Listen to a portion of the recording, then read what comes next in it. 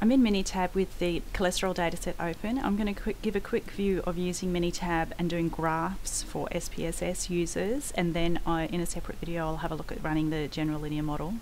So just so that you're aware, the data worksheet by default will open on the bottom half of the screen. This can be saved as a file by itself, and it has the extension mtw for Minitab worksheet. If you save this worksheet, it will only save what's in this window here, just your data.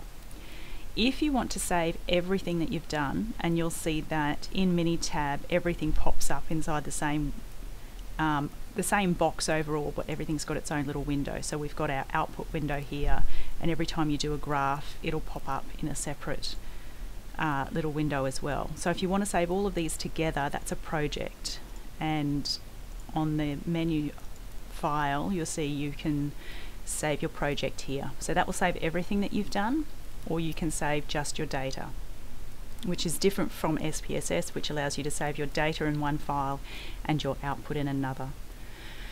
So if I want to do a graph for cholesterol, I'd go to the graph menu, and we can see here we get a little preview of the types of graphs we could do. Most of these should be fairly self-explanatory. I'm just going to do a scatter plot to start with, and I'm going to do it with groups.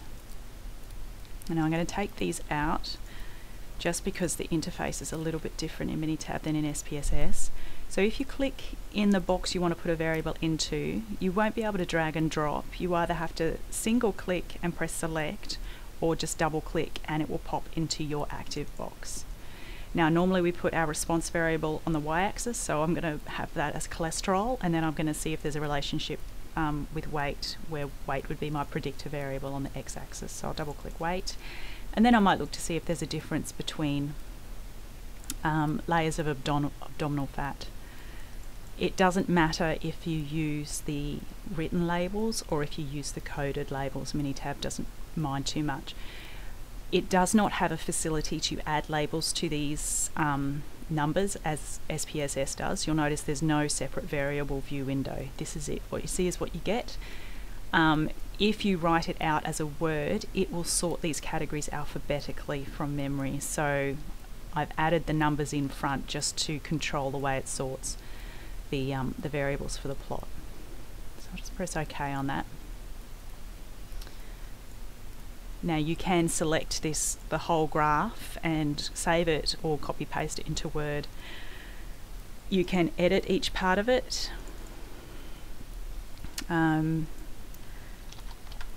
Just by double clicking the part you want to edit, and you'll see you get some extra tools similar to what you get in SPSS. Sometimes the clicking and changing is a little bit different.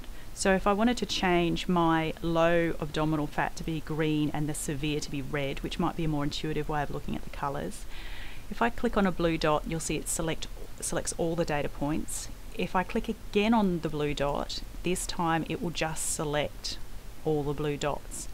Then if I right click, I can say edit symbols, and it will just edit all the ones that are selected, all the blue dots. So I will make that a custom symbol. I'm quite happy for it to be a dot still, but I would like the colour to be green. And then I might have the middle layer, the some abdominal fat, as being orange, just using traffic light colours, and then click on the severe. Oh, I've clicked too many times. Just check what you've got selected here, so I can see I've got all the severe selected. Right click, edit, and then I might make these red. It is nice to have the different shapes actually, because when you get, I don't like that shade of red. Maybe that. If they overlap and they're different shapes, they are a little bit easier to pull apart than if they're all the same shape. So that's a scatter plot. We could potentially do a box plot as well, or a histogram. Just do one more box plot with groups. So I might graph the variable cholesterol and again do it for abdominal fat. And then we get a nice dot plot. And you can click in here and edit any of these labels. In the next video, I'll have a look at running the general linear model.